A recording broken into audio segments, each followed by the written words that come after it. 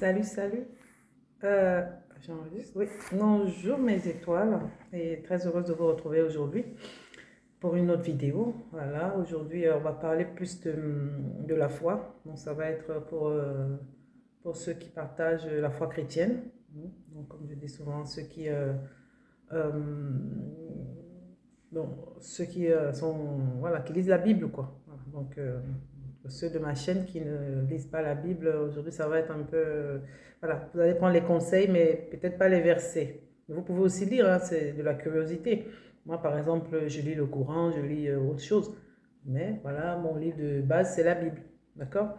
Donc, il y a un peu de soleil aujourd'hui. Bon, on a déjà commencé, on va continuer la vidéo. Donc, on va parler de la foi. Qu'est-ce que la foi en Dieu? Et quelles sont les clés pour le chrétien pour percer, pour évoluer dans sa vie chrétienne, dans sa foi? D'accord? Euh, je ne vais pas revenir dans les définitions basiques. La foi, c'est ce que voilà, ce que l'on entend et que l'on, voilà, il y a toutes les définitions déjà faites. Moi, je viens dans la partie pratique aujourd'hui pour vous expliquer un peu comment marcher dans la foi, d'accord? Nous devons comprendre comment fonctionne la foi. La foi, ce n'est pas juste que je crois et puis ça arrive. Je crois, j'attends, je suis dans l'attentisme. Donc je reste attentiste et puis je pense que les choses vont se faire toutes seules. Non. Donc aujourd'hui, je viens un peu parler de ça pour nous amener à comprendre que lorsqu'on est, on dit qu'on est quelqu'un de foi, un homme de foi, une femme de foi, on doit pouvoir comprendre déjà les lois, parce que la foi marche par les lois et non par les actes. C'est aussi ça. C'est pas parce que j'ai trop fait si trop bien que forcément ce que j'espère va m'arriver. Donc il y a des lois de la foi et il faut les comprendre. Et lorsqu'on les a compris, on sait ce que Dieu veut faire avec nous. C'est un partenariat en fait. D'accord? Et lorsqu'on sait ce que Dieu veut faire avec nous, quels que soient les résultats de ce qu'on fait ou pas, on sait qu'on est dans cette alliance-là. D'accord? Parce que c'est un Dieu d'alliance. Lorsqu'on est croyant, ou spécialement chrétien, on est dans une alliance avec Dieu. D'accord?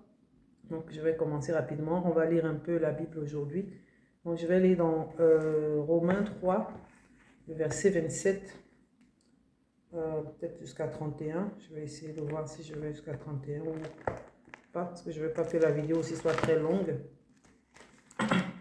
Donc, Romains 3, le verset 27 à 31. Je vais lire au nom de Jésus. Donc là, ça va. Je n'ai pas besoin de lunettes aujourd'hui. Que ça commence à...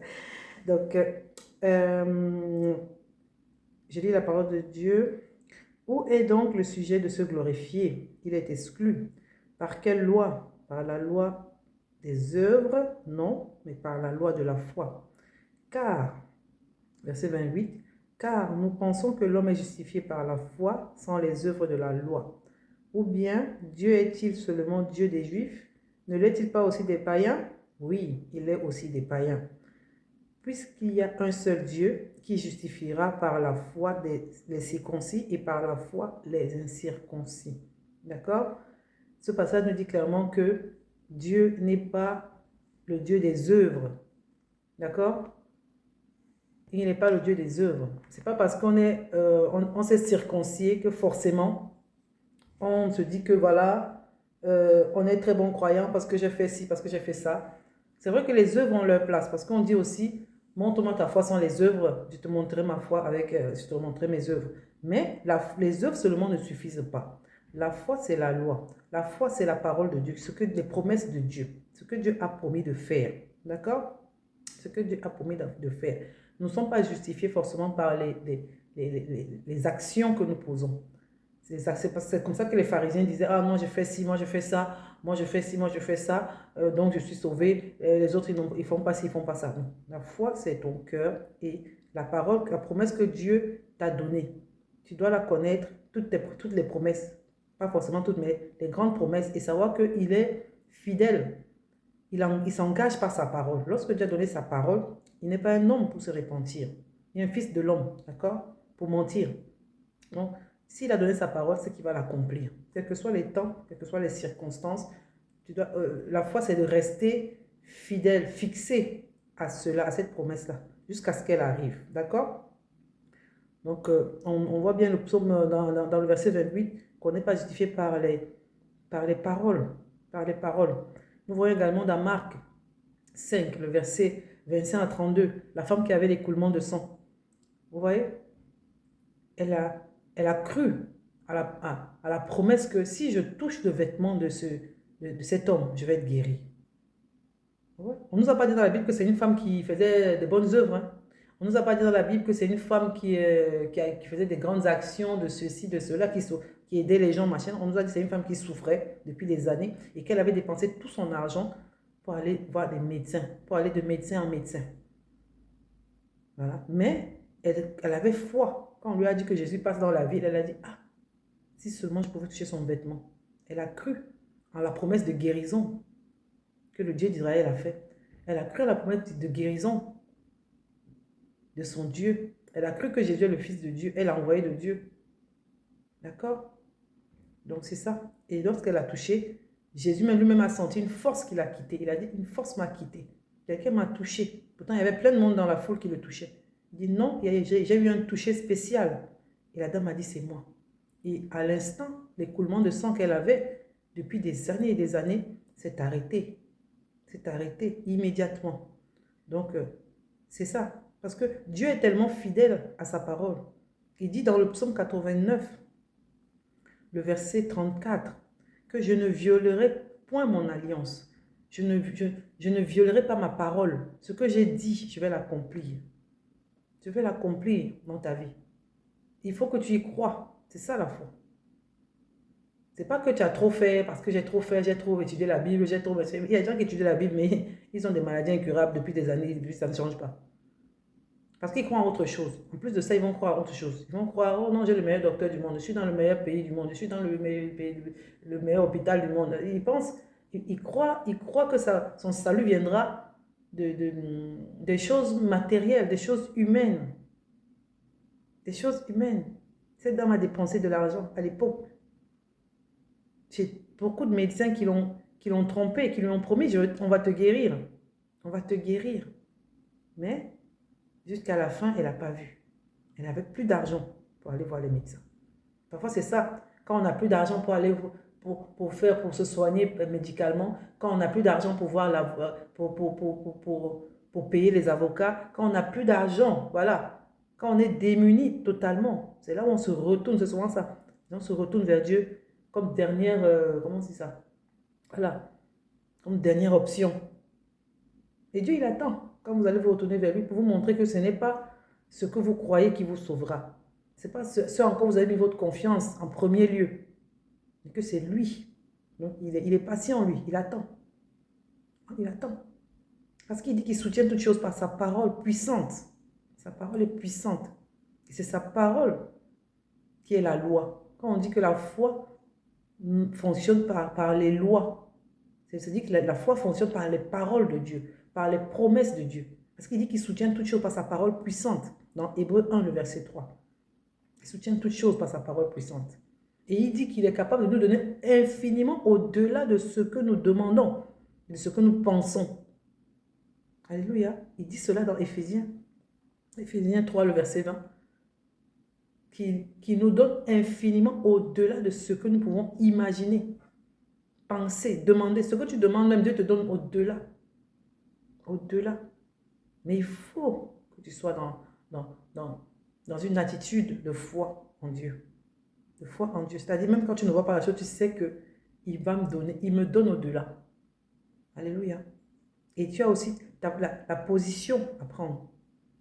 Tu as la position à prendre quand tu es dans la foi. C'est que tu dois résister aux tentations humaines, aux tentations matérielles. Résister au diable. Jean, le verset 4.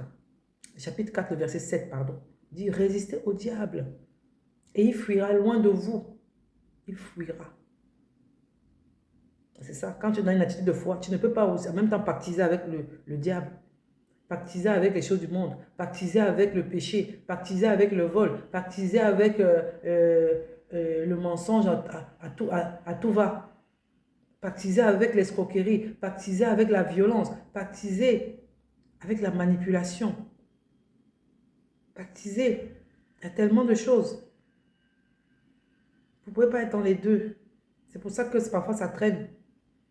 Vous avez parfois une maladie qui traîne. Vous ne pouvez pas pactiser avec le mauvais œil. Vous ne pouvez pas voir quelqu'un réussir. Non, ça vous dérange, ça vous étouffe. D'autres même sont comme... Voilà, voilà, ça les gêne tellement de voir l'autre à côté qui a réussi.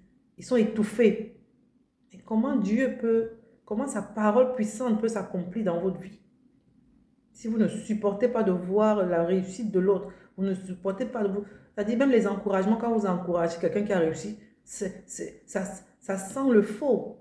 C'est-à-dire ça se voit que c'est du semblant. C'est ça. C'est nous qui choisissons dans quoi nous évoluons. Est-ce que nous voulons évoluer dans dans une atmosphère de foi en Dieu? Et si nous voulons le faire, nous devons résister au diable. Parce que la tentation va venir. La tentation va venir. Pour que tu sois jalouse de ta soeur, jaloux de ton frère.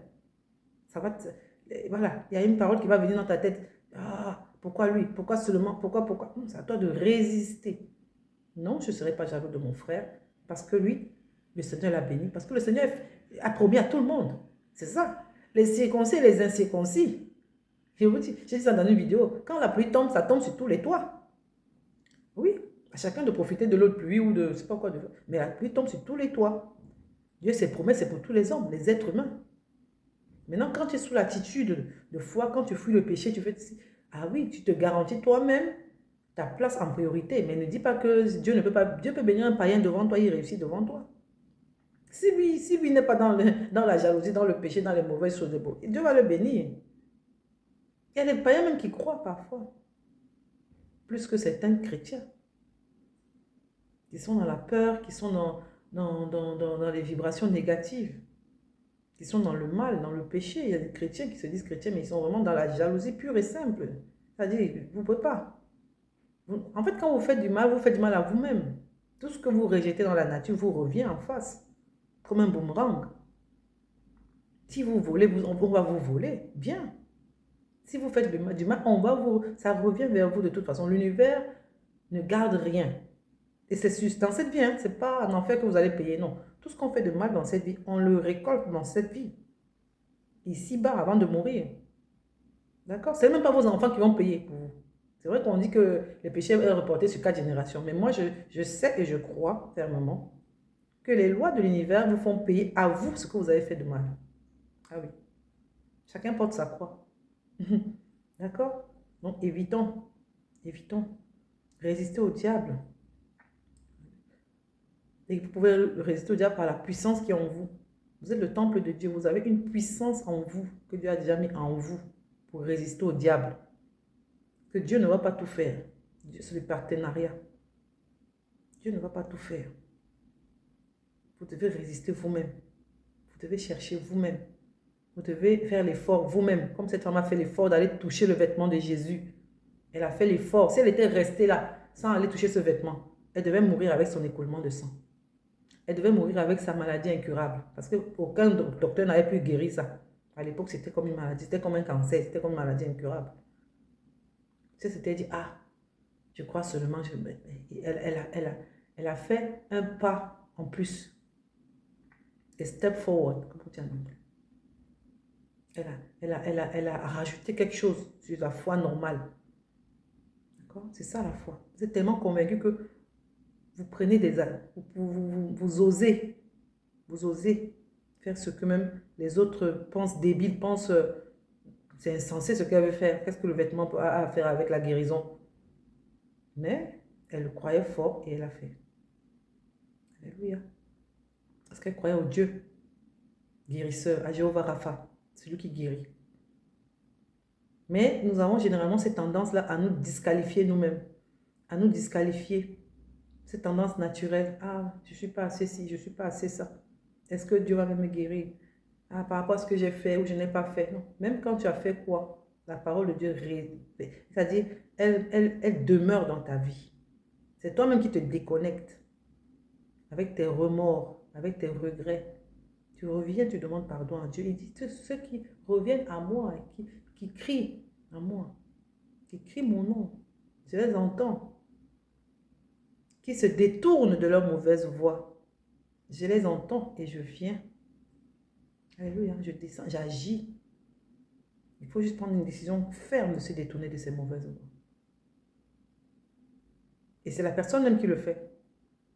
Ne pensez pas que vous allez forcer par exemple votre enfant à se convertir ou forcer votre conjoint à devenir une bonne personne. Non. Si cette personne ne prend pas la décision elle-même, elle demeure dans ce qu'elle, voilà, dans cette boue-là, dans cette saleté-là, spirituelle. C'est une décision personnelle que chacun, voilà. Parce que j'ai vu, et moi aussi j'ai vécu ça, certaines femmes qui vont rester, elles vont prier pour leur mari pendant des années, oui. S'il veut changer, il va changer. Mais c'est très rare que parce que vous le forciez, non, il ne viendra pas, il ne changera pas. S'il ne veut pas, s'il ne voit pas le bienfait de ça. Pareil, pour un homme qui prie pour sa femme ou ses enfants, voilà.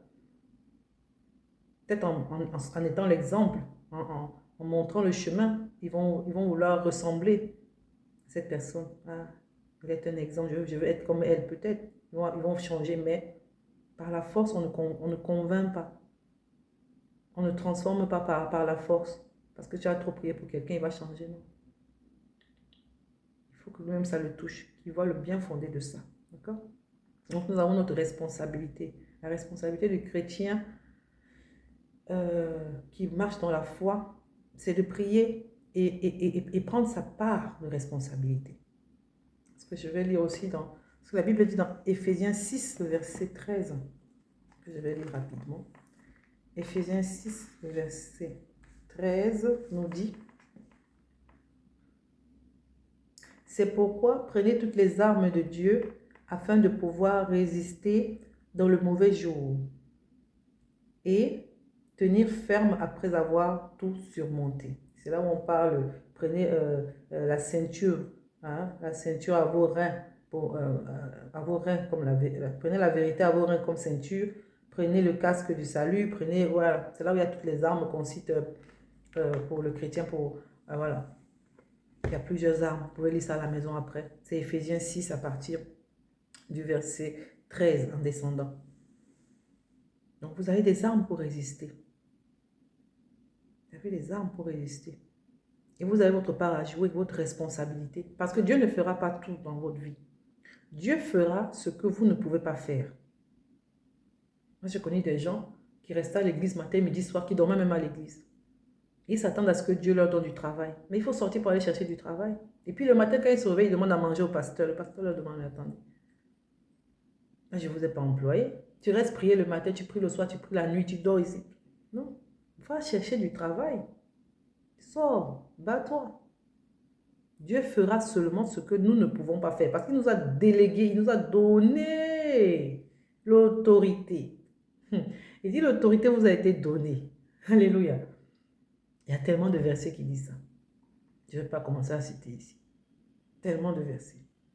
L'autorité vous a été donnée. Donc il y a ce que... Lui, il va faire ce que vous ne pouvez pas faire. Exemple. Vous travaillez quelque part, vous avez des ennemis qui font peut-être un plan contre vous, un complot contre vous. Qui vont aller voir la hiérarchie pour mentir sur vous. Vous n'êtes même pas au courant de la chose, donc vous ne pouvez rien faire. Mais Dieu, il peut faire déjouer ce plan-là. Il peut faire déjouer ce complot-là. Ça peut être en famille, ça peut être dans le voisinage. Les choses que vous ne voyez pas, que vous ne savez pas que ça... Voilà. Dieu, il va faire ça. Les choses impossibles. C'est ça que Dieu fait. C'est pour ça qu'on appelle ça des miracles. Voilà. Il fait des choses impossibles. Les choses que, par exemple, l'argent ne peut pas acheter. Il vous donne ça. Ça, c'est ce que Dieu fait. Il est spécialisé dans ça. C'est son travail. Voilà. Quand vous avez un partenariat, quand le partenariat marche bien, oui, le réseau passe entre vous et Dieu. C'est ça. La communication quand la communication est fluide, c'est ça que Dieu fait dans votre vie. C'est-à-dire là où vous arrivez, où personne ne passe, vous passez. Voilà, les choses difficiles, impossibles, c'est-à-dire compliquées. Voilà, c'est là où Dieu va agir. Mais les choses que vous pouvez faire, il ne fera jamais. Il ne peut pas venir faire ce que vous pouvez faire. Il vous a déjà donné. C'est pour ça que vous avez un corps, les mains, les pieds, le cerveau, tout pour faire, pour réfléchir. Pour faire. Il va vous donner des idées. ça qui est bien. Quand vous êtes en partenariat, vous n'êtes pas, voilà, vous êtes guidé. Vous avez une guidance. Les idées, l'intuition, il va vous donner la direction divine. Maintenant, il faut encore écouter. C'est pour ça qu'il faut être en partenariat. Quand vous êtes en partenariat, vous écoutez. Parce que vous savez que c'est mon partenaire. Il m'a dit de faire ça, j'ai fait.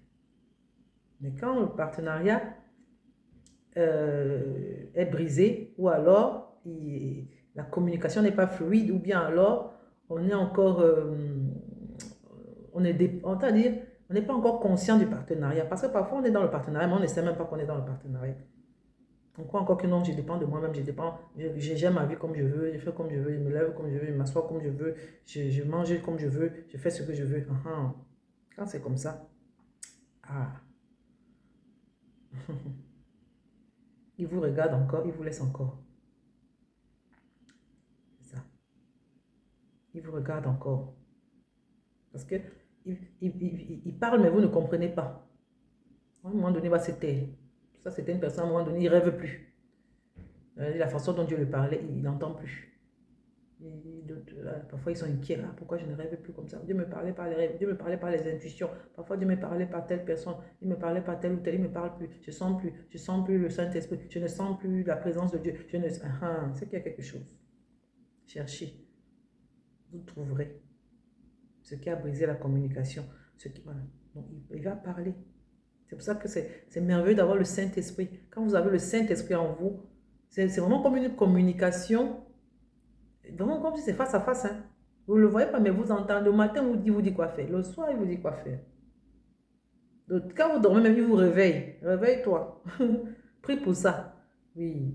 Même s'il ne dit pas prie pour ça, réveille-toi, mets ceci dans ton sac. Parce que demain, tu as tel rendez-vous, il faut que tu aies tel document. Demain, tu as telle chose à faire, tu as telle personne à voir, tu dois aller travailler comme ça. Il faut que tu prends tel document parce que ton patron va te demander ça. Tu vas arriver là-bas et on te demande ce qui t'est arrivé la nuit pour ça. C'est ça qu'on va te demander en premier. Tu dis que Dieu est fort, hein? S'il ne m'avait pas arrivé la nuit. Et les autres n'auront pas ça. Toi, tu auras. C'est comme ça quand on commence à te regarder comme une magicienne, on dit c'est là. Oui, on va t'appeler même sorcier. C'est pas grave. Alléluia. Quand tu commences à marcher avec Dieu, il te parle. Il te parle. Tu marches comme il te dit achète telle chose. Tu dis mais pourquoi tu dois acheter ça? Il dit achète seulement. Tu achètes. La semaine d'après ou quelques jours après, cette chose-là te sert pour faire quelque chose que tu n'avais même pas prévu. Et ça te sauve. Dans cette transaction-là ou dans cette démarche-là, voilà, il y a un lien, tout est lié. Quand vous êtes en partenariat avec Dieu, quand vous avez le Saint-Esprit, il ne vous dit rien au hasard, rien, je dis bien rien. Il suffit juste d'écouter et d'obéir. Parce que si vous êtes un chrétien désobéissant, si vous êtes un croyant, même si ce n'est pas chrétien, si vous soyez musulman ou quoi, vous écoutez la voix de Dieu et que vous désobéissez, ça va être difficile d'être heureux. La joie, ce n'est pas l'abondance. Ce n'est pas être riche ou bien heureux. C'est-à-dire, même dans votre vie moyenne, vous êtes heureux. C'est différent. Hein? Mais ça se voit dans le regard. Quand vous voyez quelqu'un qui est heureux, vous sentez que cette personne est heureuse. C'est-à-dire, quelle que soit l'adversité, c'est-à-dire, il a une joie, une paix. Voilà. Que rien ne peut... Parce que ce qu'il donne la joie et la paix, là, ce n'est pas de ce monde, ce n'est pas matériel, ce n'est pas charnel, ce n'est pas quelqu'un. Vous comprenez? C'est divin. Et donc cette lumière-là est en lui. Il a une joie divine. C'est ce que je veux que vous compreniez. C'est très important. C'est très important. Parce que l'esprit en vous vous dira quoi faire. Vous soufflera à votre oreille. Fais ceci. Parfois il y a telle situation. Faites comme ça. Parfois, vous êtes perdu. Vous vous baladez dans les bois, dans une forêt, vous êtes perdu. Et quand vous arrivez, l'esprit vous dit, prends cette voie-là. Va à gauche, va à droite. Et vous retrouvez votre chemin. Donc, il faut juste s'écouter. Parce que l'esprit est en vous. Vous êtes le temple de Dieu. Vous êtes l'habitation de Dieu. Vous êtes un petit Dieu. Psaume 82, verset 6. Nous sommes des dieux. Et nous marchons comme des hommes. Nous vivons comme des hommes. Nous mourrons comme des hommes. Mais à la fin, et pourtant, on est des dieux. Il faut y croire. Il faut avoir cette conscience. Mais avoir sa responsabilité. J'ai ma part à faire. J'ai ma part à faire. En tant que petit Dieu, j'ai ma part à faire. Ce n'est pas le grand Dieu qui va venir tout le temps venir faire. Non. Parce qu'il m'a donné tout ce qu'il y a en lui là. J'ai. Mais j'ai besoin quand même de lui parce que c'est le grand. C'est lui qui a créé. Il faut quand même reconnaître chacun sa place. Voilà, c'est ça. D'accord? C'est ça. Vous ne pouvez pas être désobéissant et paresseux. Et vouloir avoir le bonheur. Être heureux. C'est ça. Il vous dira quoi faire. Mais si vous êtes paresseux, ah, quand il vous réveille la nuit, ah, je dors, je ne veux pas, non, je ne veux pas. Je ne vais pas me réveiller pour prier, je dors, je sommeille. Je veux pas, non, non, non, c'est quoi ça? Ah, ok.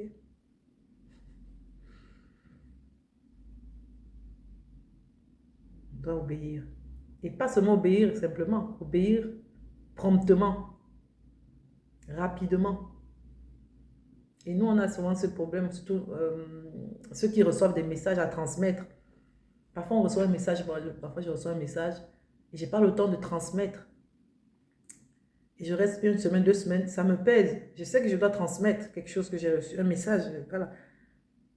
Je dois l'enseigner, je dois le donner. Parce que, voilà. Et ça me pousse. Il va me dire, je t'ai dit ça, il faut transmettre ça. Pourquoi tu restes avec? Et à un moment donné, il ne va plus transmettre. Il va vous donner des messages. Parce que vous avez cumulé des messages sans transmettre.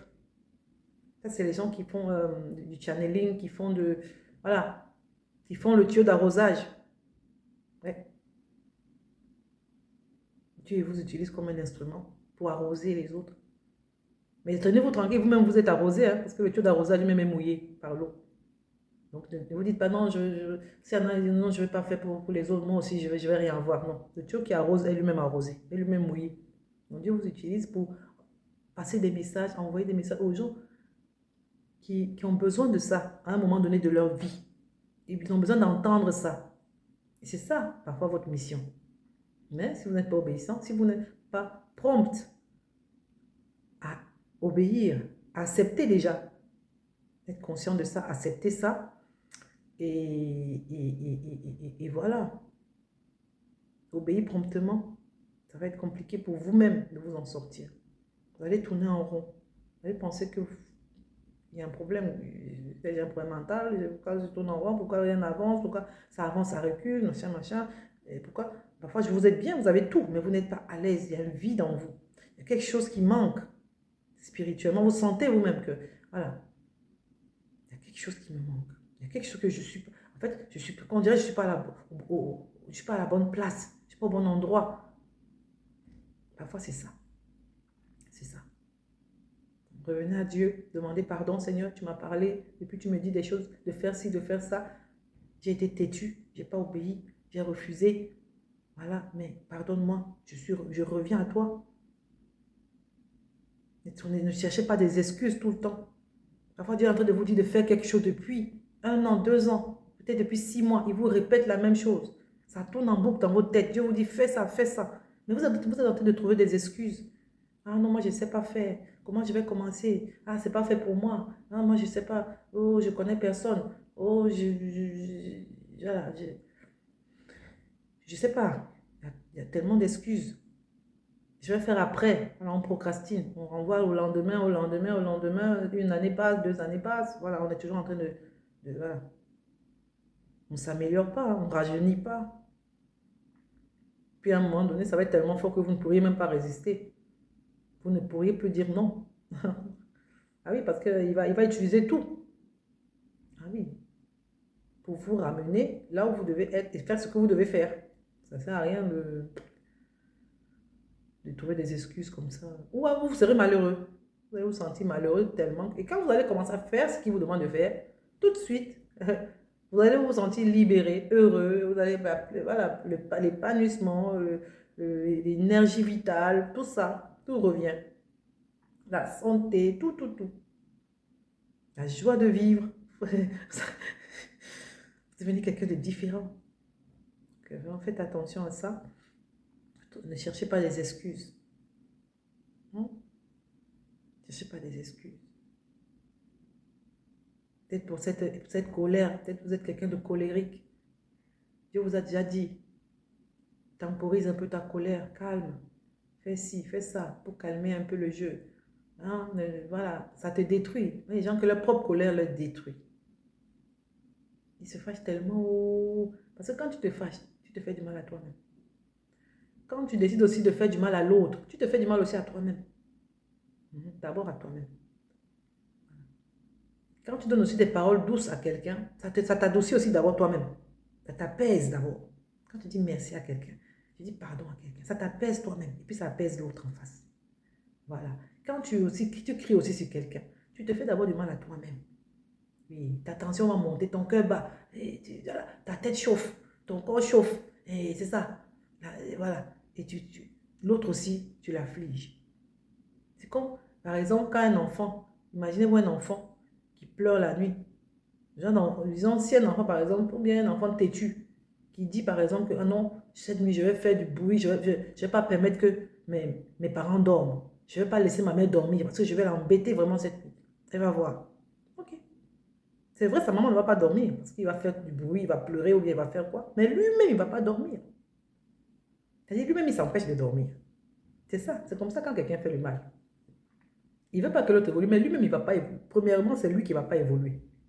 D'accord? Peut-être il va bloquer l'autre. Peut-être même peut-être l'autre va pouvoir évoluer.